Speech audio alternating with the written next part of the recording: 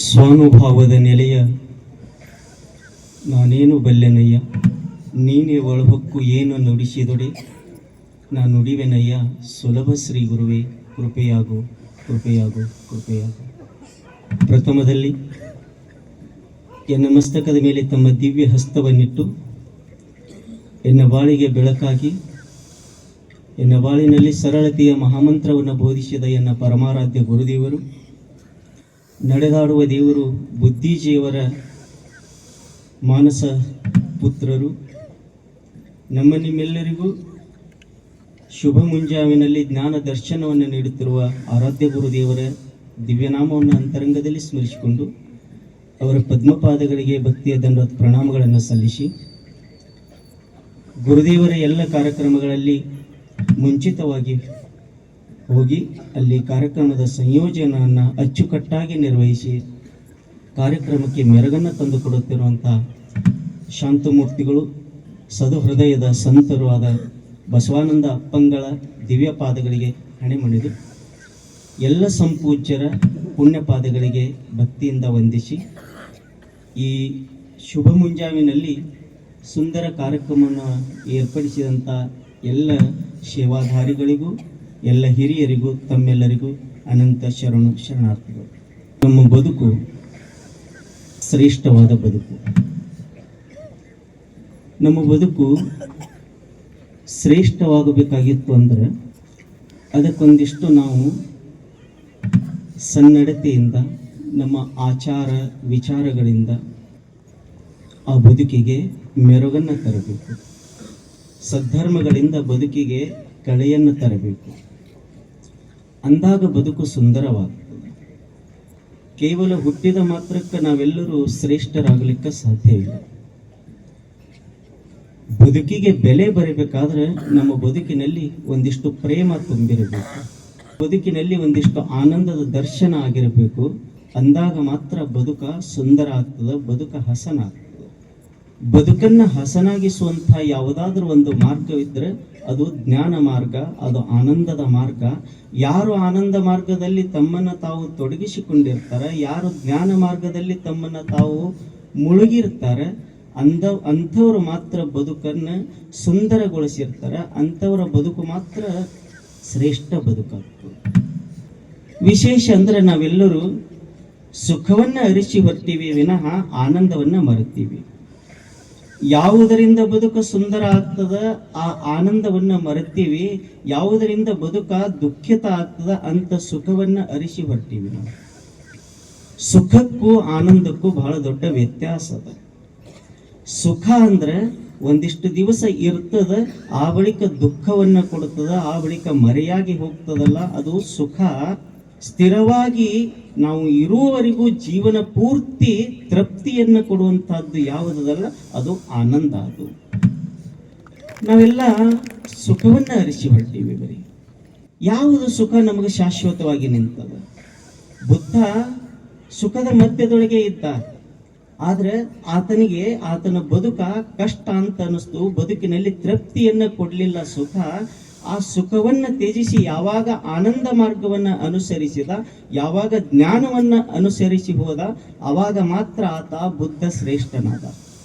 ವಿಷಯಗಳ ಮಧ್ಯದೊಳಗೆ ಇರುವ ತನಕ ಬುದ್ಧನಿಗೆ ಗೌರವ ಬರಲಿಲ್ಲ, ಬುದ್ಧನ ಬದುಕಿಗೆ ಬೆಲೆ ಬರಲಿಲ್ಲ. ಯಾವಾಗ ವಿಷಯವನ್ನು ತ್ಯಜಿಸಿದ ಆಗ ಜ್ಞಾನಿಯಾದ, ಬುದ್ಧನಾದ. ರಾಜ ಜನಕ ರಾಜ ಮಹಾರಾಜ ಆತನೂ ಕೂಡ ತನ್ನ ಗುರುಗಳಿಗೆ ಕೇಳ್ತಾನೆ. ಯಾವುದಕ್ಕೂ ಕೊರತೆ ಇರಲಿಲ್ಲ ಜನಕನಿಗೆ, ಎಲ್ಲವೂ ಇತ್ತು, ಆದ್ರೆ ತೃಪ್ತಿ ಇರಲಿಲ್ಲ. ತೃಪ್ತಿಯನ್ನು ಹೊಂದಬೇಕಾದ್ರೆ ಏನು ಮಾಡಬೇಕು ಅಂತ ಜನಕ ರಾಜ ಅಷ್ಟಾವಕ್ರ ಮಹರ್ಷಿಗಳಿಗೆ ಕೇಳಿದಾಗ ಅಷ್ಟಾವಕ್ರ ಮಹರ್ಷಿಗಳು ಹೇಳ್ತಾರೆ, ನೋಡಪ್ಪ, ನೀನು ಜೀವನದೊಳಗೆ ತೃಪ್ತಿಯನ್ನು ಅನುಭವಿಸಬೇಕಾಗಿತ್ತು ಅಂದ್ರೆ ವಿಷಯಗಳನ್ನು ವಿಷದಂತೆ ತ್ಯಜಿಸುವಂತ, ಆನಂದವನ್ನ ಅನುಗ್ರಹಿಸು, ನೀನು ಆನಂದವನ್ನ ಪಡಿ, ಅಂದಾಗ ನೀನು ಜೀವನದೊಳಗೆ ಮುಕ್ತನಾಗ್ತಿ ಅಂತ ಹೇಳಿದ್ರು. ಇಂಥ ಆನಂದ ನಮಗೆ ಸಿಗಬೇಕಾಗಿತ್ತು ಅಂದ್ರೆ ಏನು ಮಾಡಬೇಕು ಅಂದ್ರೆ ನಾವು ಗುರುದೇವರ ಮಾತುಗಳನ್ನು ಕೇಳಬೇಕು, ಭಕ್ತಿಯ ಮಾತುಗಳನ್ನು ಕೇಳಬೇಕು. ಅಂಥ ಮಾತುಗಳಿಂದ ಮಾತ್ರ ನಮ್ಮ ಜೀವನ ಸಮೃದ್ಧವಾಗ್ತದೆ, ಸುಂದರವಾಗ್ತದೆ. ಇಲ್ಲಿ ನಾವೆಲ್ಲ ಪುಣ್ಯ ಮಾಡಿವಿ. ಗುರುದೇವರ ಮಾತುಗಳು ಬೆಳಗಿನ ಜಾವದಲ್ಲಿ ಕೇಳ್ತಾ ಇರೋದು ನಮ್ಮ ಸೌಭಾಗ್ಯ ಅಂತ ಹೇಳ್ತಾ, ನಾವು ನೀವೆಲ್ಲರೂ ಗುರುದೇವರ ಕೃಪೆಗೆ ಪಾತ್ರರಾಗೋಣ. ನಮ್ಮ ಬದುಕು ಸುಂದರ ಆಗಲಿಕ್ಕೆ ಗುರುದೇವರ ಕೃಪೆ ನಮ್ಮ ಮೇಲೆ ಇರಲಿ ಅಂತ ಪ್ರಾರ್ಥಿಸಿ ನನ್ನ 2 ಮಾತುಗಳನ್ನು ಗುರುದೇವರ ಚರಣಕ್ಕೆ ಅರ್ಪಿಸ್ತೀನಿ. ಎಲ್ಲರಿಗೂ ಬೀಜದೊಳಗಿದೆ ಎಣ್ಣೆ, ಹಾಲಿನೊಳಗಿದೆ ಬೆಣ್ಣೆ. ಬೀಜದೊಳಗಿದೆ ಎಣ್ಣೆ, ಹಾಲಿನೊಳಗಿದೆ ಬೆಣ್ಣೆ. ನಿನ್ನಯ ದೇವ ನಿನ್ನೊಳಗಿಹನೈ, ಕೈಲಾದರೆ ನೋಡೈ ಕಬೀರ, ಕೈಲಾದರೆ ನೋಡೈ. ಯೋಗಿಯ ವೇಷವ ಹಾಕುವರೆಲ್ಲ, ಮನವು ಮಾತ್ರ ಅಂತಿಲ್ಲ. ಯೋಗಿಯ ವೇಷವ ಹಾಕುವರೆಲ್ಲ, ಮನವು ಮಾತ್ರ ಅಂತಿಲ್ಲ. ಯೋಗ ನಿಯಮಗಳ ಪಾಲಿಸೆ, ಮನವು ಯೋಗಿಯಹುದಲ್ಲ ಕಬೀರ, ಮನವು ಯೋಗಿಯಹುದಲ್ಲ. ಗ್ರಂಥಗಳನ್ನೋದಿದವನು ಪಂಡಿತನಲ್ಲ ಖಂಡಿತ. ಗ್ರಂಥಗಳನ್ನೋದಿದವನು ಪಂಡಿತನಲ್ಲ ಖಂಡಿತ. ಪ್ರೇಮವೆಂಬೆರಡಕ್ಷರವನು ಅರಿತವನೇ ಪಂಡಿತ ಕಬೀರ, ಅರಿತವನೇ ಪಂಡಿತ.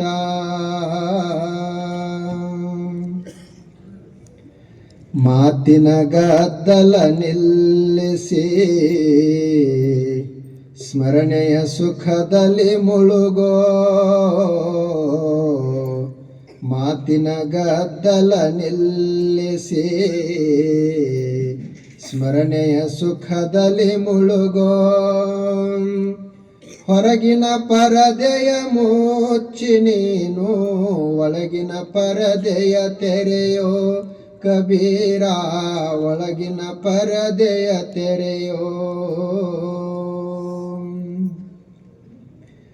ಪ್ರೇಮ ಭಾವಂದಿರಬೇಕು,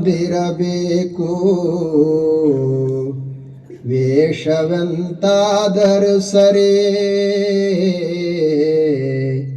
ಪ್ರೇಮ ಭಾವಂದಿರಬೇಕು, ವೇಷವೆಂತಾದರೂ ಸರಿ.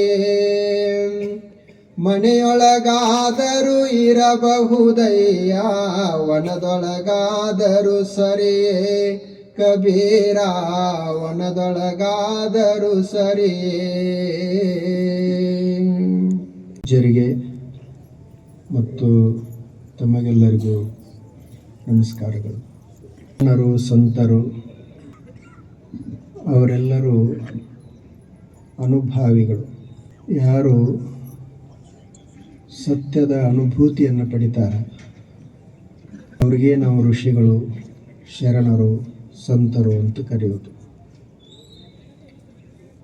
ಮತ್ತು ಮನುಷ್ಯ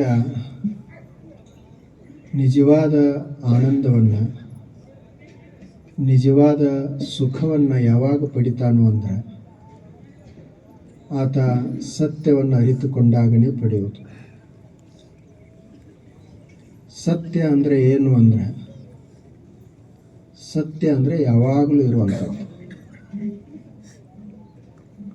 ಅದಕ್ಕೆ ಸತ್ಯ ಅಂತ ಕರೆಯುವುದು. ಯಾವುದು ನಿನ್ನೆ ಇತ್ತು, ಇವತ್ತು ಅದ, ನಾಳೆಯೂ ಇರ್ತದೆ, ಅದು ಸತ್ಯ. ಯಾವುದು ಇವತ್ತದ, ನಾಳೆ ಇರುವುದಿಲ್ಲ, ಅದು ಸತ್ಯ ಅಲ್ಲ. ಇದು ಅಸತ್ಯ ಅಥವಾ ಸುಳ್ಳು. ಇವತ್ತೇನೋ ಅದ ಇದು, ಆದರೆ ನಾಳೆ ಇರೋದಿಲ್ಲ. ಈ ಸುಳ್ಳನ್ನು ನಾವು ನಂಬಿದ್ದೀವಿ ಅಂದ್ರೆ, ಸುಳ್ಳನ್ನು ನಾವು ಪ್ರೀತಿಸಿದ್ದೀವಿ ಅಂದ್ರೆ ಯಾವಾಗಲೂ ಸಂತೋಷವಾಗಿರಲಿಕ್ಕೆ ಆಗೋದಿಲ್ಲ. ಆದರೆ ಸತ್ಯ ಯಾವಾಗಲೂ ಇರ್ತದೆ, ಅದು ಎಂದೂ ನಾಶ ಆಗೋದಿಲ್ಲ. ಆದ್ದರಿಂದ ಯಾರು ಸತ್ಯವನ್ನು ಪ್ರೀತಿಸ್ತಾರ, ಸತ್ಯವನ್ನು ಅರಿತುಕೊಳ್ತಾರ, ಅವರು ಯಾವಾಗಲೂ ಸಂತೋಷವಾಗಿರ್ತಾರೆ, ಸುಖವಾಗಿ ಇರ್ತಾರೆ. ಆದ್ದರಿಂದ ಋಷಿ ಮುನಿಗಳೆಲ್ಲರೂ ಹೇಳೋದೇನು ಅಂದರೆ ಸತ್ಯವನ್ನು ಅರಿತುಕೊಳ್ಬೇಕು. ಮತ್ತು ನಮ್ಮ ಮನಸ್ಸು ಹೇಗದ ಅಂದ್ರೆ ಅದು ಯಾವ ವಸ್ತುವಿನ ಜೋಡಿ ಕೂಡ್ತದ ಆ ವಸ್ತುವಿನಂಗೆ ಆಗ್ತದೆ. ಪ್ರಪಂಚದ ಜೋಡಿ ಕೂಡಿತು ಅಂದ್ರೆ ಪ್ರಪಂಚದಂಗೆ ಆಗ್ತದೆ. ಸತ್ಯದ ಜೋಡಿ ಕೂಡಿತು ಅಂದ್ರೆ ಸತ್ಯದಂಗೆ ಆಗ್ತದೆ. ಭೂಮಿ ಜೋಡಿ ಕೂಡಿಕೊಂಡಿತು ಅಂದ್ರೆ ಭೂಮಿ ಹಂಗೆ ಆಗ್ತದೆ. ಆಕಾಶದ ಜೋಡಿ ಕೂಡಿತು ಅಂತಂದ್ರೆ ಆಕಾಶದಂಗೆ ಆಗ್ತದೆ. ಇದು ಮನಸ್ಸಿನ ಸ್ವಭಾವ. ಇದು ಸೃಷ್ಟಿಯದ ಸ್ವಭಾವ. ಸೃಷ್ಟಿನೇ ಮನಸ್ಸನ್ನು ಹೀಗೆ ಮಾಡಿರೋದು. ಈ ಮನಸ್ಸಿನೊಳಗೆ ನಾವು ಸುಳ್ಳನ್ನು ತುಂಬಿದೀವಿ ಅಂದ್ರೆ, ಪ್ರಪಂಚವನ್ನು ತುಂಬಿದೀವಿ ಅಂದ್ರೆ ಅದು ಪ್ರಪಂಚದಂಗನೇ ಆಗೋದು. ಈ ಮನಸ್ಸಿನಲ್ಲಿ ಸತ್ಯವನ್ನು ತುಂಬಿದ್ವಿ, ಪಾರಮಾರ್ಥವನ್ನು ತುಂಬಿದೀವಿ ಅಂದ್ರೆ ಅದು ಪಾರಮಾರ್ಥದಂಗೆ ಆಗ್ತದೆ. ಅದಕ್ಕೆ ಆ ಮನಸ್ಸಿನೊಳಗೆ ಸತ್ಯವನ್ನು ತುಂಬಬೇಕು. ಇನ್ನು ಈ ಪ್ರಪಂಚ ಮಾಡಿ ನಾನು ನಿಜವಾಗ್ಲೂ ಸುಖ ಪಡಿತೀನಿ ಅಂತಂದ್ರೆ ಅದು ಎಂದೂ ಸಾಧ್ಯ ಇಲ್ಲ. ಅಲ್ಲಮ್ಮ ಪ್ರಭುದೇವರು ಹೇಳ್ತಾರೆ, ಸುಖ ಪಡ್ತೀನಿ ಪಡೆದನಿ ಅಂತ ಹೇಳುವಂಥ ಜೀವಿತ ಹೆಂಗೆ ಆಗೈತಿ ಅನ್ನೋದನ್ನು ಅವ್ರು ಹೇಳ್ತಾರೆ. ಅರಗಿನ ಪುತ್ಥಳಿಯನ್ನು ಉರಿಕೊಂಡಡೆ ಉದಕ ಬಾಯಾರಿ ಬಳಲುತ್ತಿದೆ, ಅಗೆಯುಂಬೋ ಬಾವಿಯ ಅಗೆಯುಂಬೋ, ಬಾವಿ ಅಗಿದಾತ ಸತ್ತ, ಬಾವಿ ಬತ್ತಿತ್ತು, ಇದು ಕಾರಣ ನೆರೆ ಮೂರು ಲೋಕವೆಲ್ಲ ಬರು ಸೂರ್ಯ ಹೋಯಿತು ಗುಹೇಶ್ವರ ಅಂತ ಹೇಳಿದರು. ಇದು ಬೆಳಗಿನ ವಚನ. ಒಂದು ಅರಗಿನ ಪುತ್ಥಳಿ, ಪುತ್ಥಳಿ ಅಂದ್ರೆ ಗೊಂಬೆ, ಅರಕಿನ ಗೊಂಬೆ ಮಾಡ್ಯಾರ. ಒಂದು ಅರಗಿನ ಗೊಂಬೆ, ಅದು ಅರಕಂತಿರ್ತದಲ್ಲ ಅದರದೊಂದು ಗೊಂಬೆ ಮಾಡ್ಯಾರ. ಅದಕ್ಕೆ ಉರಿ ಹತ್ಯದ. ಆ ಬಳಿಕ ಉದಕ ಅಂದ್ರೆ ನೀರು, ಉದಕ ಬಾಯಾರಿ ಬಳಲುತ್ತಿದೆ. ನೀರಿಗೆನೆ ನೀರಡಿಕೆ ಆಗ್ಯದ. ಒಬ್ಬ ಮನುಷ್ಯ ನೀರು ಬೇಕು ಅಂತ ಹೇಳಿ ಬಾವಿ ತೆಗಿಲಿಕ್ಕೆ ಶುರು ಮಾಡಿದ. ಬಾವಿ ತೆಗೆದ ನೀರೇನು ಹತ್ತಲಿಲ್ಲ. ಕೊನೆಗೆ ಬಾವಿ ತೆಗೆದ ಅವನೇ ಸತ್ತ. ಈ ಕತೆ ಮೂರು ಲೋಕದವ್ರದ್ದು ಎಲ್ಲಾರ್ದು ಹಿಂಗ ಆಗೈತಿ ಅಂತ ಹೇಳಿದ್ರು. ಏನು ಹಂಗಂದ್ರ, ಅರಿಗಿನ ಗೊಂಬೆ ಅಂದ್ರೆ ಯಾವುದು, ಅದಕ್ಕೆ ಉರಿ ಹತ್ತೈತಿ ಅಂದ್ರೆ ಏನಾಗೈತಿ, ನೀರಿಗೆ ನೀರಡಿಕೆ ಹೆಂಗಾಯಿತು, ಬಾವಿ ತೋಡುವುದಂದ್ರೆ ಏನು ಮಾಡೋದು, ಮತ್ತು ಬಾವಿ ತೋಡುವವ ಯಾರು, ಮೂರು ಲೋಕದೆಲ್ಲ ಹಿಂಗ ಆಗೈತಿ ಅಂತ ಕೊನೆಗದಲ್ಲ. ಇದಕ್ಕೆ ಬೆಳಗಿನ ವಚನ ಅಂತ ಕರೆಯೋದು, ಒಗಟಿದ್ದಂಗೆ ಅದು. ಇಂಥ ವಚನಗಳನ್ನು ಅವರು ಅಲ್ಲಮ್ಮ ಪ್ರಭುದೇವರು ಬರೆದರು. ಅವುಗಳಿಗೆ ಯಾರೂ ಭಾಷ್ಯವನ್ನೇ ಬರೆದಿರಲಿಲ್ಲ, ವ್ಯಾಖ್ಯಾನವನ್ನ ಮಾಡಿರಲಿಲ್ಲ. ನೋಡ್ರಿ, ಅದು 12ನೇ ಶತಮಾನದಾಗ ಅವರು ಬರೆದು ಹೋದರು. ಈ 21ನೇ ಶತಮಾನದವರೆಗೆ ಯಾರೂ ಅದರ ಮೇಲೆ ವ್ಯಾಖ್ಯಾನವನ್ನು ಬರೆದಿರಲಿಲ್ಲ. ಆ ಎಲ್ಲ ವಚನಗಳಿಗೆ ಮತ್ತು ವ್ಯಾಖ್ಯಾನವನ್ನು ಅರ್ಥವನ್ನು ಬರಿಬೇಕಾದ್ರೆ ಅಲ್ಲಮ್ಮರಂಥ ಬಯಲು ಯೋಗಿಗಳ ಅಪೋಳೆ ಬರಬೇಕಾಯಿತು. ಅವರು ಅದಕ್ಕೆ ಬರೋದು ವಚನ, ಅಲ್ಲಮ್ಮ ಪ್ರಭುದೇವರ ವಚನ ನಿರ್ವಚನ ಅಂತ ಹೇಳಿ ಪುಸ್ತಕವನ್ನು ಬರೆದರು. ಅದರಲ್ಲಿ ಆ ಅಲ್ಲಮರ ಎಲ್ಲ ವಚನಗಳಿಗೆ ವಿವರಣೆಯನ್ನು ಕೊಟ್ಟಾರ. ಈಗ ನೋಡ್ರಿ, ಇದು ಅರಗಿನ ಗೊಂಬೆ ಅಂದ್ರೆ ಈ ಶರೀರನೇ ಒಂದು ಪುತ್ಥಳಿ. ಅದು ಅರಗ ಹೆಂಗೆ ಕರಗ್ತದ ಹಂಗೆ ಇದು ಕರಗುವಂಥದ್ದು. ಸುಂದರ. ಇದು ಒಂದು ಗೊಂಬೆ. ಇದಕ್ಕೆ ಉರಿ ಹತ್ಯದ ಅಂದ್ರೆ ಇದು ಕಾಲದೊಳಗೆ ಅದ. ಇದು ಕಾಲ ಅನ್ನೋದು ಪ್ರತಿ ಕ್ಷಣ ಸುಡ್ತಾ ಅದ. ಕಾಲ ಅನ್ನುವುದನೇ ಉರಿ, ಕಾಲ ಅನ್ನುವುದನೇ ಬೆಂಕಿ. ಆ ಬೆಂಕಿ ಈ ಶರೀರವನ್ನ ಪ್ರತಿ ಕ್ಷಣ ಅದು ಸುಡ್ತಾ ಅದ. ಆ ಬಳಿಕ ಉದಕ ಬಾಯಾರಿ ಬಳಲುತ್ತಿದೆ. ನೀರಿಗೆ ನೀರಡಿಕೆ ಆಗೈತಿ ಅಂತಂದ್ರ ಮನಸ್ಸು ಅದು ಉದಕಿದ್ದಂಗ. ಆದ್ರೆ ಈ ಆ ಮನಸ್ಸಿಗೆನ ಈಗ ಬೇಕು ಬೇಕು ಅಂತ ಅನ್ಸಾಕತ್ತದ, ಅದಕ್ಕೆ ನೀರಡಿಕೆ ಆಗ್ಯದ. ಆ ಬಳಕ ಇದ್ರ ಒಳಗೊಬ್ಬ ಜೀವಿ ಅದಾನ, ಅವ ಬಾವಿ ತೆಗಿಯುವವ. ಬಾವಿ ತೆಗೆದು ಅಂದ್ರೆ ಇವೇನು ಸುಖದ ಸಾಧನಗಳನ್ನ ಮಾಡ್ತೀವಲ್ಲ, ಇವೆಲ್ಲ ಬಾವಿ ತೆಗೆದುವನೇ ಕೆಲಸ. ಹೊಲ ತೊಗೊಂಡ್ರೆ ಸುಖ ಸಿಗುತ್ತೈತಿ, ಮನಿ ಮಾಡಿದ್ರೆ ಸುಖ ಸಿಗುತ್ತದ, ಮದುವೆ ಮಾಡ್ಕೊಂಡ್ರೆ ಸುಖ ಸಿಗುತ್ತದ, ಅಂಗಡಿ ಆಯ್ತು, ಅದು ಆಯ್ತು, ಇದು ಆಯ್ತು, ಇವೆಲ್ಲ ಬಾವಿ ತೆಗಿಯೋ ಕೆಲಸ ನಡೆದಾವ. ಹಿಂಗ ಈತ ಜೀವನದ ತುಂಬಾ ಬಾವಿ ತೆಗಿತಾನ, ನೀರು ಹತ್ತುವುದಿಲ್ಲ. ಬಾವಿ ತೆಗೆದ ಒಂದು ದಿವಸ ಸಾಯ್ತಾನ, ಶರೀರನೂ ಸುಟ್ಟು ಹೋಗ್ತದ. ಕೊನೆಗೆ ಏನು ಉಳಿತು ಅಂದ್ರೆ ಬರೋ ಸೂರ್ಯ ಹೋಯಿತು. ಕೊನೆಗೆ ಎಲ್ಲ ಖಾಲಿನೇ ಆಯ್ತು. ಮೂರು ಲೋಕದವ್ರಿಗೆಲ್ಲ ಹೀಗೆ ಆಗಿದೆ. ಮೂರೂ ಲೋಕದವ್ರ ಕತೆ ಎಲ್ಲ ಹಿಂಗೆ ಆಗ್ಯದ. ನಾವು ಬಡವರು ಸಣ್ಣ ಸಣ್ಣ ಬಾವಿ ತೆಗಿತೀವಿ, ಶ್ರೀಮಂತರು ದೊಡ್ಡ ದೊಡ್ಡ ಬಾವಿ ತೆಗಿತಾರೆ. ಎಲ್ಲರೂ ಬಾವಿ ತೆಗ್ಯಾವ್ರೆ. ಮತ್ತು ಯಾರ ಬಾವಿಗೂ ನೀರಾಗುವುದಿಲ್ಲ. ನೀರು ಆದಂಗ ಆಗ್ತೈತಿ, ನೀರೇ ಇರಂಗಿಲ್ಲ. ಹೀಗಾಗೈತಿ ಅಂತ ಹೇಳ್ತಾರೆ. ಇದು ಪ್ರಪಂಚದ ಸ್ಥಿತಿ, ಇದು ಪ್ರಪಂಚದ ಚಿತ್ರಣ. ಇದು ಯಾರಿಗೆ ಸಮಾಧಾನ ಅದ? ಯಾರು ನಾನು ಸುಖವನ್ನು ಅನುಭವಿಸಿನಿ ಅಂತ ಹೇಳ್ಕೊಳ್ಳಿಕ್ಕೆ ಸಾಧ್ಯ ಅದ? ಯಾರು ಈ ಪ್ರಪಂಚ ನಂಬಿದವರು ಯಾರೂ ಸುಖವಾಗಿ ಇಲ್ಲ. ಕೊನೆಯ ತನಕನೂ ಹೋರಾಡಿ ಹೋರಾಡಿ ಹೊಡೆದಾಡಿ ಹೊಡೆದಾಡಿ ಏನಾಯ್ತು ಅಂತ ಕೇಳಿದ್ರೆ ನಿರರ್ಥಕ ಆಯ್ತು ಅಂತ.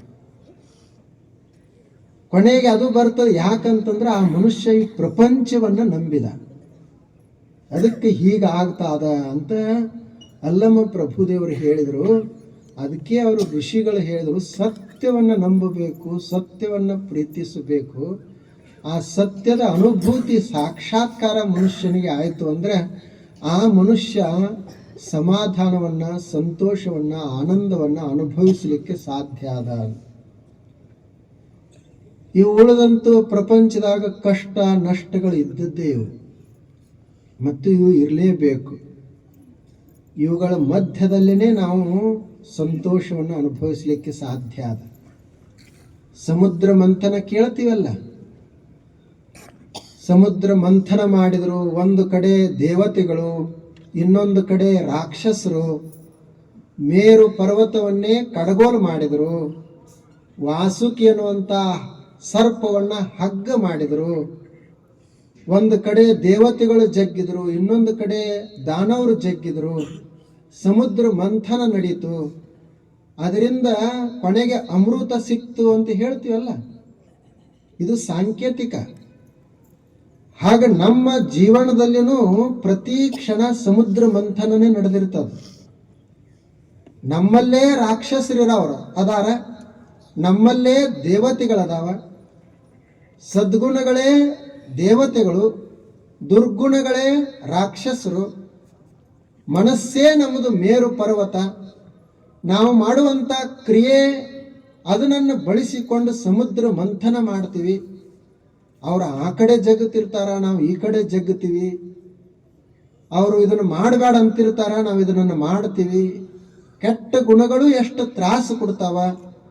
ಕೊನೆಗಿದೆಲ್ಲ ಸಮುದ್ರ ಮಂಥನ ಸರಿಯಾಗಿ ನಡೀತಂದ್ರೇ ಅವಾಗ ಅಲ್ಲಿ ಮೋಕ್ಷದ ಅಮೃತ ಪ್ರಾಪ್ತಿ ಆಗುವುದು.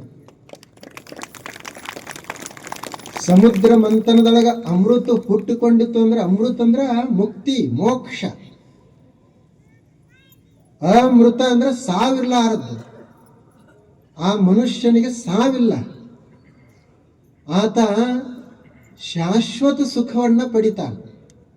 ಅದು ಯಾವಾಗ ಸಾಧ್ಯ ಆಗ್ತದ ಅಂದ್ರೆ ಇದು ಎಲ್ಲ ಸಮುದ್ರ ಮಂಥನ ನಡಿಲೇಬೇಕು, ಪ್ರಪಂಚದಾಗ ನಡಿಲೇಬೇಕು, ಅವಾಗನೇ ಆಗೋದದು. ಕಷ್ಟಗಳು ಬರಲೇಬೇಕು ಜೀವನದೊಳಗೆ. ಅವು ಎಷ್ಟು ಕಷ್ಟಗಳು ಬರ್ತಾವ ಅಷ್ಟು ಮನುಷ್ಯ ಗಟ್ಟಿ ಆಗ್ತಾವ. ಅವು ನಮಗೆ ತ್ರಾಸ ಕೊಡ್ತಾವಂತ ಹೇಳಿ ಕೊರಗಬಾರದು. ಕಷ್ಟಗಳು ಬಹಳ ಅದಾವಂತ ಹೇಳಿ ನೋವು ಪಡುವುದಲ್ಲ, ಕಷ್ಟಗಳನ್ನೇ ಆನಂದಿಸು. ನೋಡ್ರಿ, ಅದಕ್ಕೆ ಅವರು ಕುಂತಿ ಕೇಳ್ಕೊಂಡ್ರು. ಮಹಾಭಾರತದಲ್ಲಿ ಪಾಪ ಕುಂತಿಗೆ ಎಷ್ಟು ಕಷ್ಟಗಳು ಬಂದು, ಸಣ್ಣ ವಯಸ್ಸಿನಲ್ಲೇನೆ ಮದುವೆ ಆಯಿತು, ಮಕ್ಕಳಾದು. ಆದ್ರೆ ಗಂಡ ಬೇಗ ತೀರ್ಕೊಂಡ, ಪಾಂಡು ರಾಜ ಬೇಗ ತೀರ್ಕೊಂಡ. ಇನ್ನು ಹೇಗೆ ಮಾಡೋದು? ಮತ್ತೆ ಮಾದ್ರಿ 2 ಮಕ್ಕಳು, ನಕುಲ ಸಹದೇವ. ಆ 2 ಮಕ್ಕಳನ್ನು ಈಕೆನೇ ಜೋಪಾಸನೆ ಮಾಡಿದಳು. ಕುಂತಿದು ಆದರ್ಶ ಜೀವನ.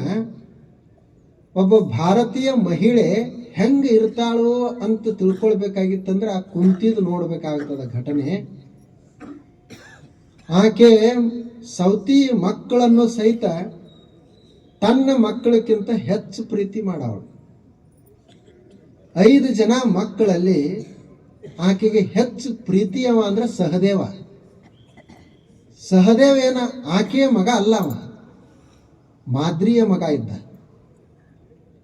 ಮಾದ್ರಿಗೆ ಹೇಳಿದ್ದಳು ಸವತಿ, ಆಕೆಗೆ ಹೇಳಿದ್ದಳು, ನಿನ್ನ ಮಕ್ಕಳನ್ನು ನಾನು ಹೀಗೆ ಜೋಪಾಸನೆ ಮಾಡ್ತೀನಿ, ಅವರಿಗೆ ತಾಯಿ ಇಲ್ಲ ಅಂತನ್ನುವಂಥ ಕಲ್ಪನೆನೇ ಬಂದಿರಬಾರದು. ಅಂಥ ಸ್ವಭಾವದವಳು ಕುಂತಿ. ಗಂಡ ತೀರ್ಕೊಂಡ, ಆಸ್ತಿ ಕೇಳಬೇಕು ಅಂತ ಹೇಳಿ ರಾಜ್ಯಕ್ಕೆ ಬರ್ತಾಳ. ಆದ್ರೆ ಈಗ ಗಂಡಿಲ್ಲ, ಯಾರು ಹಚ್ಕೊಳ್ತಾರ? ಆಸ್ತಿ ಕೊಡ್ಲಿಕ್ಕೆ ತಯಾರಿಲ್ಲ. ಆಕೆ ಮನಸ್ಸು ಮಾಡಿದ್ರ ಆಕೆಗೆ ನ್ಯಾಯ ಪ್ರಕಾರ ಆಕೆ ಹಿರಿ ಸೊಸೆ, ಪಾಂಡು ಹಿರಿಯವ. ಪಾಂಡುನ ಮಕ್ಕಳಿಗೆ ರಾಜ್ಯ ಕಾರ್ಬಾರ ಸಿಗಬೇಕು, ಹಿರಿತನ ಸಿಗಬೇಕು. ಆದ್ರೆ ಹಂಗೆ ಸಿಗಲಿಲ್ಲ. ಧೃತರಾಷ್ಟ್ರನ ಮಗ ದುರ್ಯೋಧನ, ಆತ ರಾಜನಾದ. ಅಲ್ಲಿ ಅಪಮಾನ ಆಯಿತು. ಆ ಬಳಿಕ ಅರಿಗಿನ ಮನೆಯನ್ನ ಮಾಡಿ ಇವ್ರನ್ನೆಲ್ಲ ಸಾಯಿಸಬೇಕು ಅಂತ ಹೇಳಿ ಕೌರವರು ಪ್ರಯತ್ನ ಮಾಡಿದರು. ಇವರು ಹೇಗೋ ಅಲ್ಲಿಂದ ಪಾರಾಗಿ ಅರಣ್ಯಕ್ಕೆ ಹೋದರು. 5 ಜನ ಮಕ್ಕಳನ್ನ ಅರಣ್ಯದಲ್ಲೇ ಜೋಪಾಸನೆ ಮಾಡಿದರು. ಕೊನೆಗೆ ಒಂದು ಹಳ್ಳಿಯರೇ ಕೊಡ್ರಿ, ನಮಗೆ ಒಂದು ಹಳ್ಳಿಯಲ್ಲೇ ನಾವು ಇರ್ತೀವಿ ಅಂತ ಹೇಳಿದರು. ದುರ್ಯೋಧನ ಒಂದು ಹಳ್ಳಿ ಕೊಡ್ಲಿಕ್ಕೂ ತಯಾರಿಲ್ಲ. ನೋಡ್ರಿ, ಆಕೆ ಅದು ಕಷ್ಟದಲ್ಲೇನೂ ಇನ್ನೊಬ್ಬರಿಗೆ ಸಹಾಯ ಮಾಡುವಂತ ಗುಣ. ಅರಣ್ಯದೊಳಗಿದ್ದಾಗ ಅಲ್ಲಿ ಒಂದು ಮಣಿತನಕ್ಕ ಬಕಾಸೂರನಿಗೆ ಆಹಾರ ಕೊಡಬೇಕು. ಆ ಮನೆಯಲ್ಲಿ ಒಬ್ಬ ತಂದೆ, ಒಬ್ಬ ಹೆಂಡತಿ, 2 ಮಕ್ಕಳು. ಅಲ್ಲಿ ಒಂದು ಎತ್ತಿನ ಗಾಡಿ ಅನ್ನ ಕೊಡಬೇಕು, ಒಬ್ಬ ಮನುಷ್ಯನನ್ನು ಕೊಡಬೇಕು. ಅವಾಗ ಅವರಲ್ಲೇನೆ ಚರ್ಚೆ ನಡೀತೀನಿ, ಯಾರು ಹೋಗೋದು? ಅಲ್ಲಿ ಆ ಗಂಡ ಹೇಳ್ತಿದ್ದ, ನಾನು ಹೋಗ್ತೀನಿ. ಅವಾಗ ಹೆಂಡತಿ ಹೇಳಿದಳು, ನೀವು ಹೋದಿ ಅಂದ್ರೆ ಮಕ್ಕಳೆಲ್ಲ ಅನಾಥ ಆಗ್ತಾವು, ನಾನು ವಿಧವೆ ಆಗ್ತೀನಿ. ಸಮಾಜದೊಳಗೆ ವಿಧವೆ ಆಗಿ ಇರುವುದಕ್ಕಿಂತ ನೀನಿರು, ನಾನೇ ಹೋಗ್ತೀನಿ ಅಂತ ಆಕೆ ಹೇಳ್ತಿದ್ದಳು. ಆ ಬಳಿಕ ಹೆಣ್ಣು ಮಗಳು ಒಂದಿತ್ತು. ಆಕೆ ಹೇಳ್ತಿದ್ದಳು, ನಾ ಹೋಗ್ತೀನಿ, ನೀವಿರ್ರಿ, ಇನ್ನೊಂದು ಮಗುವನ್ನು ನೀವು ಮತ್ತೆ ಪಡಿಬಹುದು. ಸಣ್ಣ ಹುಡುಗ ಅದು ನಾ ಹೋಗ್ತೀನಿ ಅಂತಿತ್ತು. ಇದನ್ನು ಕುಂತಿ ಕೇಳಿಕೊಂಡ್ಳು. ಅವಾಗ ಆಕೆ ಅವ್ರಿಗೆ ಹೇಳಿದ್ರು, ನಿಮಗ ಇರುವ 2 ಮಕ್ಕಳದಾವು, ಅವರು ಹೋಗುದು ಬೇಡ, ನೀವು ಹೋಗುದು ಬೇಡ. ನನಗೆ 5 ಜನ ಮಕ್ಕಳದಾರ. 5 ಜನರಲ್ಲಿ ಒಬ್ಬ ಮಗನನ್ನು ನಾನು ಕಳಿಸ್ತೇನೆ. ಮತ್ತು ಅವನು ಬಹಳ ಸಮರ್ಥದ. ಅವ ರಾಕ್ಷಸನನ್ನು ಎದುರಿಸುವಂತ ಸಾಮರ್ಥ್ಯ ಉಳ್ಳವದ. ಅಂತ ಹೇಳಿ ಅವ್ರನ್ನೆಲ್ಲ ಒಪ್ಪಿಸಿದಳು. ನೋಡ್ರಿ ಯಾರು ಕಳಿಸ್ತಾರ ಮಕ್ಕಳನ್ನು. ನೆರೆಮನೆಯವರಿಗೆ ಕಷ್ಟ ಬಂದದಂತ ಹೇಳಿ ಈಕೆ ತನ್ನ ಮಗನನ್ನ ಕಳಿಸ್ಲಿಕ್ಕೆ ಸಿದ್ಧಳಾದಳು. ಅವಾಗ ಆ ಮನೆಯವ ಹೇಳಿದ, ನೀವು ನಮ್ಮ ಮನೆಗೆ ಅತಿಥಿಯಾಗಿ ಬಂದರಿ, ನಿಮಗೆ ನಾವು ಹೇಗೆ ಕಷ್ಟಗಳನ್ನು ಕೊಡುವುದು? ಆಕೆ ಹೇಳಿದ್ರೆ, ಅದೇನು ವಿಚಾರ ಮಾಡಬೇಡ, ನನ್ನ ಮಗ ಬಹಳ ಸಮರ್ಥದನ ಅದನ್ನು ಎದುರಿಸಲಿಕ್ಕೆ ಅಂತ ಹೇಳಿ ಅಲ್ಲಿ ಆ ಮನೆಯನ್ನ ರಕ್ಷಿಸಿದಳು. ಮುಂದೆಲ್ಲ ಯುದ್ಧ ನಡೀತು. ಹೋರಾಡಿದ್ರು ಇವರು 5 ಜನ ಹೋರಾಡಿದ್ರು ಗೆದ್ರು. ನೋಡ್ರಿ ಕೊನೆಗೆ ಆಕೆ ಯಾರ್ದು ಸೇವಾ ಮಾಡ್ತಿದ್ದಳಂತ, ಧೃತರಾಷ್ಟ್ರ ಉಳಿದ, ಗಾಂಧಾರಿ ಉಳಿದಳು ಯುದ್ಧದಲ್ಲಿ. ಅವರೇನು ಯುದ್ಧದಲ್ಲಿ ಭಾಗವಹಿಸಿರ್ಲಿಲ್ಲ. ಅವರು 101 ಜನ ಮಕ್ಕಳೆಲ್ಲ ತೀರ್ಕೊಂಡ್ರು. ಅವಾಗ ಅವ್ರ ಸೇವಾ ಮಾಡ್ಲಿಕ್ಕೆ ಯಾರೂ ಇರ್ತಿರ್ಲಿಲ್ಲ. ಈ ಕುಂತಿ ಅವ್ರ ಸೇವಾ ಮಾಡ್ತಿದ್ದಳಂತ. ಯಾರು ಈಕಿನನ್ನ ರಾಜ್ಯ ಬಿಟ್ಟು ಹೊರಗೆ ಹಾಕಿದ್ರು, ಯಾರು ಆಕೆ ಮಕ್ಕಳ ಜೋಡಿ ಯುದ್ಧ ಮಾಡಿದರು, ಮಣಿ ಕಟ್ಟಿ ಸುಡಬೇಕಂತ ಪ್ರಯತ್ನ ಮಾಡಿದರು, ಆಸ್ತಿ ಎಲ್ಲ ಕಸ್ಕೊಂಡ್ರು, ಅವ್ರಿಗೀಗ ಏನೂ ಇಲ್ಲ. ಅವ್ರ ಸೇವಾ ಯಾರು ಮಾಡ್ತಿದ್ಳು ಅಂತಂದ್ರೆ ಈ ಕುಂತಿ ಮಾಡ್ತಿದ್ದಳು. ಆಕೆಗೆ ಎಲ್ಲರೂ ಕೇಳೋರು, ಇದೇನಿದು, ನಿನಗೆಲ್ಲ ತೊಂದರೆ ಮಾಡಿದವ್ರಿಗೆ, ಅನ್ಯಾಯ ಮಾಡಿದವ್ರಿಗೆ ನೀನು ಹೀಗೆ ಮಾಡಕತ್ತಿದೆಯಲ್ಲ. ಆಕೆ ಕುಂತಿ ಸ್ವಭಾವನೆ ಹಾಗೈತೆ. ಕೊನೆಗಿನ್ನೆಲ್ಲ ಆಗಿನ ಕಾಲದಲ್ಲಿ ಪ್ರಪಂಚವನ್ನು ಬಿಟ್ಟು ಕೊನೆಯ ವಯಸ್ಸನ್ನ ಅದು ಅರಣ್ಯದಲ್ಲಿ ಕಳಿಬೇಕು, ವನವಾಸದಲ್ಲಿ ಕಳಿಬೇಕು. ಎಲ್ಲ ಮಕ್ಕಳಿಗೆ ರಾಜ್ಯವನ್ನು ಒಪ್ಪಿಸಿ ಅರಣ್ಯಕ್ಕೆ ಹೋಗ್ತೀವಿ ಅಂತ ಹೇಳಿದರು. ಅವಾಗ ಭೀಮ ಕೇಳಿದಂತ ಆಕೆಗೆ, ಮತ್ತು ನೀನು ಅರಣ್ಯದಾಗನೇ ಇರೋದಾಗಿತ್ತಂದ್ರೆ ಮೊದಲು ಎಲ್ಲ ವನವಾಸನ ಮಾಡಿದೀವಿ, ಈಗ ನಮಗೆ ರಾಜ್ಯ ಸಿಕ್ತು, ನೀನು ಈಗ ರಾಜ್ಯ ಮಾತೆಯಾಗಿ ನಮಗೆ ಮಾರ್ಗದರ್ಶನ ಮಾಡ್ಕೊಂತ ಈ ರಾಜ್ಯದಲ್ಲಿ ಇರುವುದನ್ನು ಬಿಟ್ಟು ನೀನು ಮತ್ತೆ ಅರಣ್ಯಕ್ಕೆ ಹೋಗ್ತೀನಿ ಅಂದ್ರೆ ನಮ್ಮನ್ನು ಯುದ್ಧರೇ ಮಾಡಕ್ಕೆ ಯಾಕೆ ಹಚ್ಚಿದ್ದಿ? ಮತ್ತು ನಾವು ಮೊದಲೇ ಅರಣ್ಯದಾಗಿದ್ದೀವಲ್ಲ, ಅಲ್ಲೇ ಇರ್ತಿದ್ದೀವಿ. ಇಷ್ಟೆಲ್ಲ ಹೋರಾಟ ಮಾಡೋ ಅವಶ್ಯಕತೆ ಏನಿತ್ತು? ನೀನು ಈ ಸುಖವನ್ನೇ ಅನುಭವಿಸದಿದ್ರ? ಅವಾಗ ಆಕೆ ಕುಂತಿ ಹೇಳಿದಳಂತ, ವನವಾಸದಾಗ ನಾವು ಮೊದಲಿದ್ದೀವಿ, ಈಗೂ ನಾವು ವನವಾಸಕ್ಕೆ ಹೋಗ್ತೀನಿ, ಅರಣ್ಯಕ್ಕೆ ಹೋಗ್ತೀನಿ. ಆದ್ರೆ ನಿಮ್ಮನ್ನೇ ಯಾಕೆ ಈ ಯುದ್ಧಕ್ಕೆ ತೊಡಗಿಸಿದೆ ಅಂತಂದ್ರೆ, ನನ್ನ ಮಕ್ಕಳು ಕ್ಷತ್ರಿಯರು, ಅವರು ಧೈರ್ಯವಂತರದಾರ, ಸ್ಥೈರ್ಯವಂತರದಾರ ಮತ್ತು ಧರ್ಮಕ್ಕಾಗಿ ಅವರು ಬದುಕ್ತಾರ ಅನ್ನುವುದನ್ನು ತೋರಿಸ್ಬೇಕಾಗ್ತದೆ. ನಾವು ಪಡುವಂತ ಸುಖ ಬಹಳ ಮುಖ್ಯ ಅಲ್ಲ. ಆದ್ದರಿಂದ ನೀವು ಮಾಡಿದ್ರಿ, ನೀವು ಈಗ ಅನುಭವಿಸ್ರಿ, ನಾನು ಅರಣ್ಯಕ್ಕೆ ಹೋಗ್ತೀನಿ ಅಂತಂದಳು. ಅವಾಗ ಕೃಷ್ಣ ಕೇಳಿದ, ಅವ ಸೋದರ ಅಳಿಯ ಆಕೆ, ಅದು ಕೃಷ್ಣ, ಈಕೆ ಸೋದರತ್ತೆ. ಅವಾಗ ನಿನಗ ಏನ್ರ ಕೊಡ್ಬೇಕಂತ ಮಾಡೇನಿ, ಎಲ್ಲ ಪ್ರಪಂಚ ಎಲ್ಲ ಮಾಡಿದೆ, ಈಗ ನಿಂದು ಏನಾದರೂ ಇಚ್ಛೆ ಇದ್ರೆ ಹೇಳು ನನಗ, ನೀ ಏನು ಕೇಳ್ತಿ ಅದನ್ನು ಕೊಡ್ತೀನಿ ಅಂತ ಹೇಳಿದ. ಅವಾಗ ಕುಂತಿ ಕೇಳ್ಕೊಳ್ತಾಳ ಕೃಷ್ಣನಿಗೆ. ಏನು ಕೇಳ್ಕೊಂಡ್ಲು? ವಿಪದಃ ಸಂತು ನ ಶಶ್ವತ್ ತತ್ರ ತತ್ರ ಜನಾರ್ದನ ಭವತೋ ದರ್ಶನಂ ಪುನರ್ಭವ ದರ್ಶನಂ ಯತ್ ಸ್ಯಾತ್ ಪುನರ್ಭವ ದರ್ಶನಂ. ನೀನು ನನಗೆ ಏನಾದರೂ ಕೊಡುವುದಿತ್ತಂದ್ರೆ, ನೋಡ್ರಿ ಯಾಕೆ ಕೇಳ್ತಾಳ, ನಿನಗೆ ಕೊಡ್ಬೇಕಂತ ಅನಿಸಿತ್ತಂದ್ರೆ ನಾ ಏನು ನಿನಗೆ ಕೊಡಂತ ಕೇಳುವುದಿಲ್ಲ. ಆದ್ರೆ ನಿನಗೆ ಕೊಡ್ಬೇಕಂತ ಅನಿಸಿತ್ತಂದ್ರೆ ನನಗೆ ಕಷ್ಟಗಳನ್ನೇ ಕೊಡು, ವಿಪತ್ತುಗಳನ್ನೇ ಕೊಡು, ನೋವನ್ನು ಕೊಡು, ತೊಂದರೆಗಳೇ ಇರಬೇಕು.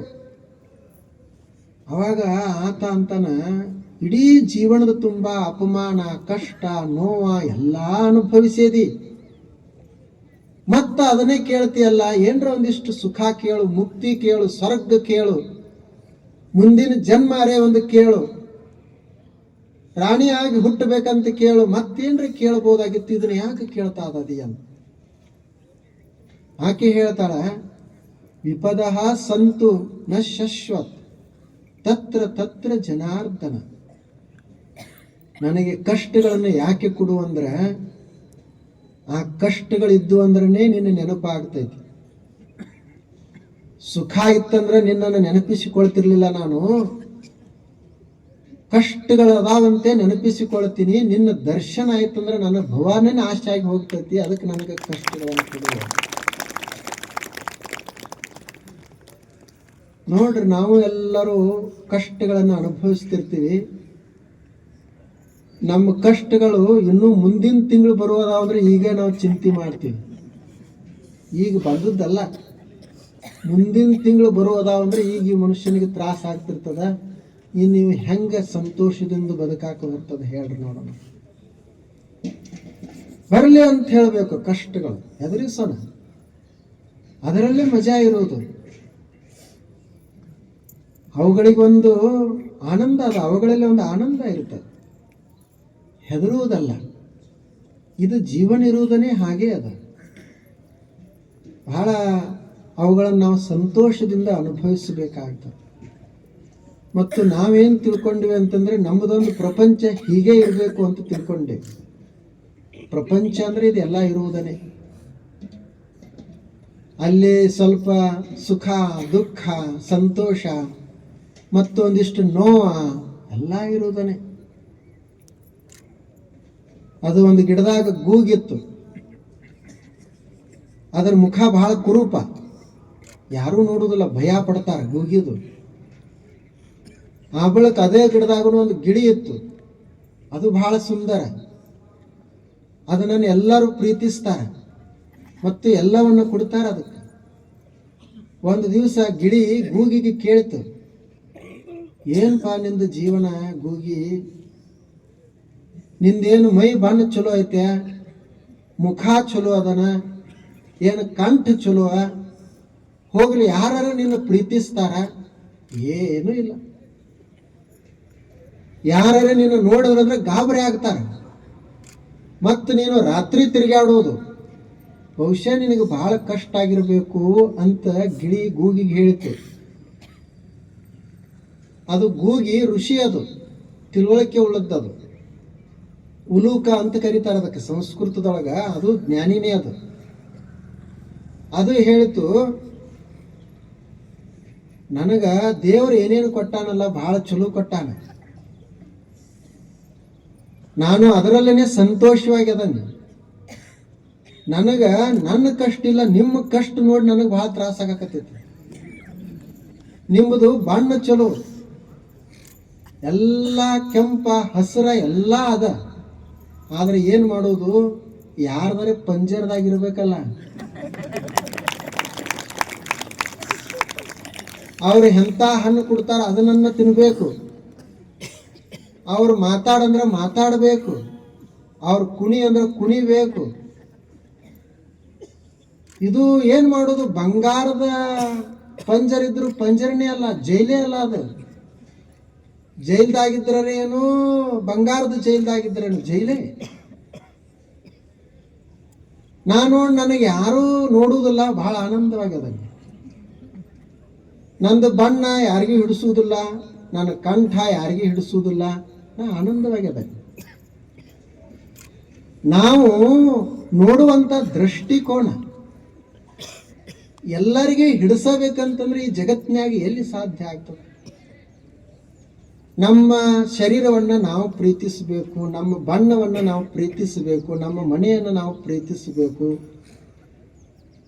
ಅಲ್ಲಿ ನೋಡ್ತೀವಿ ನಾವು ಟಿವ್ಯಾಗ, ಅವ್ರದ್ದು ನೋಡಿದ ಬಳಿಕ ಏನಪ್ಪ ಎಂಥ ಶರೀರ ಅವ್ರದ್ದು, ಏನು ಸೌಂದರ್ಯ ಅಂತೀವಿ. ಯಾರ ಕೆಟ್ಟದ್ದನ್ನು ತೋರಿಸ್ತಾರೆ, ಏನೋ ಚಲೋ ಇದ್ದದ್ದನ್ನು ಅಷ್ಟೇ ತೋರಿಸ್ತಿರ್ತಾರ, ಕೆಟ್ಟದ್ದು ಹಿಂದಿರ್ತದ. ಮುಂದೆ ತೋರಿಸೋದು ಚಲೋ ಹಿಂದಿರ್ತದ. ಅವ್ರಿಗೆ ನಮ್ಮದು ನಮಗೆ ಬಹಳ ಗದ್ದಲಿರ್ತದ. ಅವ್ರದ್ದು ನೋಡ್ಲಿಕ್ಕೆ ಚಂದ ಇರ್ತದ, ಆದ್ರೆ ಸಮೀಪ ಹೋದ ಬಳಿಕ ಗೊತ್ತಾಗ್ತದೆ ಎಷ್ಟು ಕಷ್ಟ ಐತಿ ಅನ್ನೋದು ಗೊತ್ತಾಗ್ತದೆ. ಆದ್ದರಿಂದ ನಾವು ನೋಡುವುದು ನಮ್ಮ ಕಷ್ಟಗಳೇನು ಭಾಳ ಇಲ್ಲ ಅಂತ ಅನ್ಬೇಕು. ಕಷ್ಟಗಳು ಯಾವಾಗ ನಮಗೆ ಹೆಚ್ಚು ಅನ್ನಿಸ್ತಾವಂತಂದ್ರೆ ಇದು ಯಾರ್ದೋ ಮಾಡಾಕತ್ತೀವಿ ಅಂತಂದ್ರೆ ಕಷ್ಟಗಳು ಬರ್ತಾವಂತ. ಮಹಾತ್ಮ ಗಾಂಧೀಜಿಯವರು ಒಂದದು ಕಥೆ ಹೇಳ್ತಿದ್ರು. ಒಬ್ಬ ಸಣ್ಣ ಹುಡುಗಿ ಬಾಲಕಿ, ಆಕೆ ತನ್ನದ ಆ ಹುಡುಗಿದನೇ ಒಬ್ಬ ತಮ್ಮ, ಅವ 1 ವರ್ಷ 2 ವರ್ಷ ಆಕಿಕ್ಕಿಂತ ಸಣ್ಣವ, ಆದರೂ ದಪ್ಪಿದ್ದ. ಈ ಹುಡುಗಿನ ಇನ್ನೂ ತೆಳ್ಳಗ. ಆಕಿ ಅವನನ್ನ ಎತ್ತುಕೊಂಡು ಸೊಂಟದ ಮೇಲೆ ಕೂಡಿಸಿಕೊಂಡು ಹೊರಟಿರ್ತಾಳ. ಅವ ಬಾರಿದ್ದ, ಹಂಗೆ ಕೆಳಗಡೆ ಜರಿತಿದ್ದ, ಮತ್ತೆ ಎತ್ತುತ್ತಿದ್ದಳು. ಅವಾಗ ಇವ್ರು ಕೇಳಿದ್ರಂತ, ಅವ ಎಷ್ಟು ಭಾರ ಅದಾನ ಅಂತಂದ್ರಂತ. ಆ ಹುಡುಗಿ ಹೇಳಿದ, ಅವ ಭಾರ ಅಲ್ಲ, ಅವ ನಮ್ಮ ತಮ್ಮ ಅದಾನ.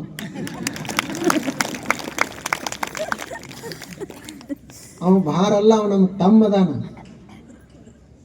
ಆಕೆಗೆ ಅವ ಭಾರೇ ಅಲ್ಲ, ಅಷ್ಟು ಪ್ರೀತಿಸ್ತಾ. ಯಾಕೆ ಅಂದ್ರೆ ನಮ್ಮ ತಮ್ಮ ಅನ್ನೋದದ. ನೋಡ್ರಿ, ಮನೆಯಲ್ಲಿ ತಾಯಿ ಎಷ್ಟು ದುಡಿತಾಳ, ಆಕೆ ದುಡಿಯುವಷ್ಟು ದುಡಿಯೋರು ಯಾರಿಲ್ಲ. ಆಕೆಗೆ ಧನು ಅನ್ನೋದನ್ನೇ ಆಗೋದಲ್ಲ, ಹಗಲ ರಾತ್ರಿ ಕಷ್ಟಪಟ್ಟು ದುಡಿತಾಳ.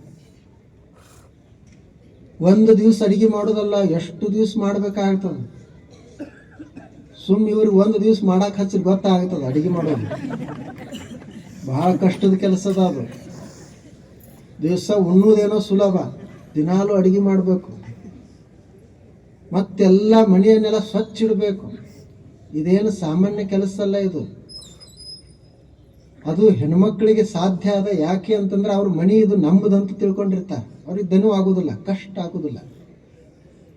ಹಾಗೆ ಇಲ್ಲಿ ನಾವು ಸಂಸಾರದೊಳಗೂ ನಾವು ಇದು ಯಾರ್ದೋ ಮಾಡಾಕತ್ತೀವಿ, ಇದು ಏನೂ ಉಪಯೋಗ ಇರಲಾರ್ದು ಅಂತ ತಿಳ್ಕೊಂಡ್ವಿ ಅಂದ್ರೆ ಭಾರ ಆಗ್ತದೆ.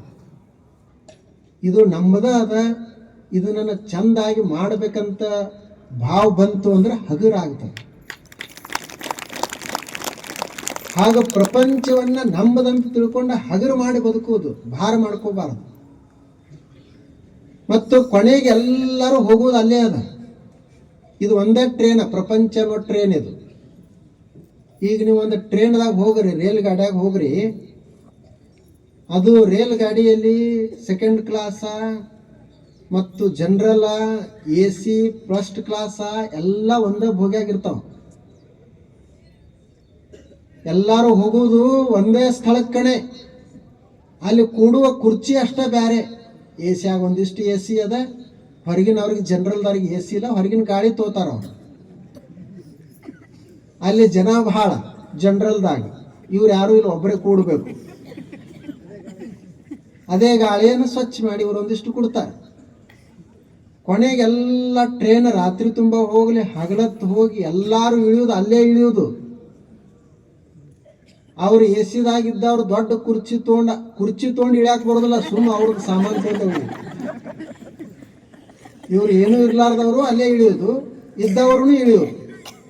ಅಲ್ಲಿ ನಮ್ಮದು ಪಜಾ ಬಂತಂದ್ರೆ, ಅಂತಿಮ ಗುರಿ ಬಂತಂದ್ರೆ ಎಲ್ಲರೂ ಇಳಲೇಬೇಕು. ಈಗ ಇವರೆಲ್ಲ ಇದು ಪ್ರಪಂಚ ಟ್ರೇನ್, ಇದು ಒಂದೇ ಮಾತ್ರ ಅಂತಾರಲ್ಲ, ನಮ್ಮದು ಇದು ಪ್ರಪಂಚ ಟ್ರೇನ್ ಹೆಸದ ಪ್ರಪಂಚ. ಈಗ ನಾವೆಲ್ಲ ಜನರಲ್ದಾಗ ಅದೇವು, ನೆಲದ ಮೇಲೆ ಕೂತಾವ್ರು. ಇನ್ನವರೆಲ್ಲ ಬೆಂಗಳೂರವರು, ಮುಂಬೈದವರು, AC ಕೋಚ್ದಾಗ ಕೂತಾರ. ಎಲ್ಲರೂ ಇಲ್ಲೇ ಇಳಿಬೇಕು. ಹಿಂಗೆ ಇದು ಟ್ರೇನ್ ಇದೊಂದು. ಈ ಪ್ರಪಂಚದೊಳಗ ಏನು ಕಷ್ಟಗಳು ಬರ್ತಾವ, ಸಮಸ್ಯೆಗಳು ಬರ್ತಾವ, ಅವುಗಳನ್ನು ನಾವು ಸ್ವೀಕಾರ ಮಾಡಿ ಬದುಕುವುದು. ಮತ್ತು ಎಲ್ಲ ಸಮಸ್ಯೆಗಳಿಗೆ ಪರಿಹಾರ ಇಲ್ಲ, ಇದು ಸ್ಪಷ್ಟ ಇರಬೇಕು. ಎಲ್ಲ ಸಮಸ್ಯೆಗಳಿಗೆ ಪರಿಹಾರ ಇಲ್ಲ, ಎಲ್ಲ ಪ್ರಶ್ನೆಗಳಿಗೆ ಉತ್ತರ ಇಲ್ಲ. ಈಗ ಸಾವಂತೂ ಇದು ಸಮಸ್ಯೆನೇ ಈಗ ನಮಗೆ. ಇದಕ್ಕೆ ಪರಿಹಾರ ಏನ್ರಿ? ಪರಿಹಾರ ಏನಿಲ್ಲ, ಅದಕ್ಕೆ ಒಪ್ಕೊಳ್ಬೇಕು ಅಷ್ಟೇ.